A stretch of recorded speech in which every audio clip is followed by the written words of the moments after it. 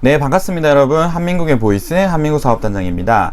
오늘은 제가 여러분들 이제 그 썸네일 보고 들어오셨을 텐데요. 제가 8년 동안 그래도 보험 영업 망하지 않고 MDRT 정도 하면서 살아남을 수 있었던 제가 직접 만든 고객들 만나면서 이런 자료 있으면 좋겠다 싶어서 만든 자료들을 유튜브 영상 하단에 그 신청서가 있습니다. 그 신청서를 작성해 주시는 분들에게는 이 모든 자료와 이 자료를 어떻게 활용하면 되는지에 대한 강의 영상을 다운받을 수 있는 링크를 보내드릴 테니까 영상 하단에 신청서를 작성해 주시면 되겠습니다. 그래서 오늘은 이제 어떻게 이 자료들을 활용하는지에 대해서 몇 가지 자료 활용법을 좀 같이 자료 보면서 말씀을 드릴게요. 자, 우선 여기 보시면 제가 신입 때 정말 힘들었던 점들을 잊지 않으려고 굉장히 많이 노력을 했거든요. 그래서 그런 것들을 기록해 놓으면 내가 나중에 관리자가 됐을 때 신입들에게 좀 도움이 되지 않을까, 다른 설계사분들에게도 도움이 되지 않을까라고 해서 그런 것들을 정리를 해가지고 책으로 제가 만들어 놨습니다. 그래서 이 책은 우리 크몽이라는 사이트 있거든요. 그쪽에서 이제 11,000원에 지금 판매가 되고 있는데, 보험영업이라고 크몽에 검색하시면 제 책이 나와요. 그죠? 보험영업 성공법칙 7가지.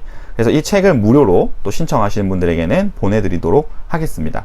그리고 여기 보시면 저 같은 경우에는 3W를 한 40주 이상 하면서 태아보험으로 시작을 많이 했어요. 왜? 자녀 보험을 나에게 맡겼다는 거는, 그죠? 왜? 부모님들은 본인보다도 자녀를 더 소중하게 생각하잖아요. 그러면 가족 계약도 충분히 리모델링을 받아올 수가 있겠다 해서 태아보험을 저는 주력으로 해가지고, 태아보험이 저에게는 어렵지 않은데 일반 설계사분들이 태아보험을 전문으로 하지 않다 보면 좀 어려움을 많이 느끼시더라고요. 그래서 제가 고객들 만나가지고 태아보험을 어떤 순서로 화법을 전개해야 되는지에 대해서 또 책자를 만들어 놨습니다.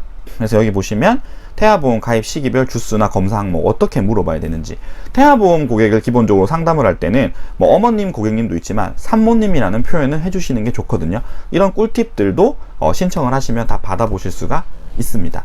그렇게 보시면 되고, 그리고 이거는 실제로 제가 대학병원에 입점해가지고 태아보험 산모님들을 상담하면서 실제 보상 사례들을 다 모아놓은 거예요.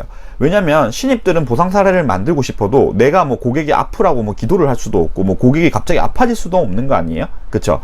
그렇기 때문에 제가 여기 보시면 제 고객들 사례들을 인적사항을 다 가려놨어요.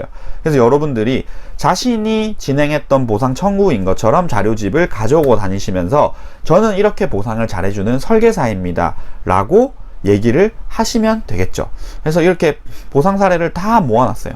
네. 그래서 이런 거는 아마 여러분들이 교보문고 가도 팔고 그런 게 아니기 때문에 구하시기가 굉장히 힘든 자료인데 제가 모아놨으니까 이 자료를 여러분들이 활용을 하시면 좋고요. 마지막으로는 저는 신입 때 고지사항, 알리르무사항에 대해서 교육을 제대로 받지를 못해서 하도 답답해가지고 제가 이 자료를 스스로 만들었거든요. 예를 들면 그런 경험 아마 있으신 분도 있으실 텐데, 저는 고지사항을 처음에 다 이렇게 막 아니요 이런 식으로 체크하라고 막 위에서 알려줘가지고 그건 아닌 것 같다는 생각이 들어서 하루는 이제 고객한테 백력사항을 물어봤는데 특별한 게 없으시대요. 없으시다고 해서 이제 와가지고 심사를 올리니까 설계 매니저님한테 부탁해서 심사를 올렸는데 무슨 이력이 뜬다라고 해서 고객한테 물어보라고 한 거죠.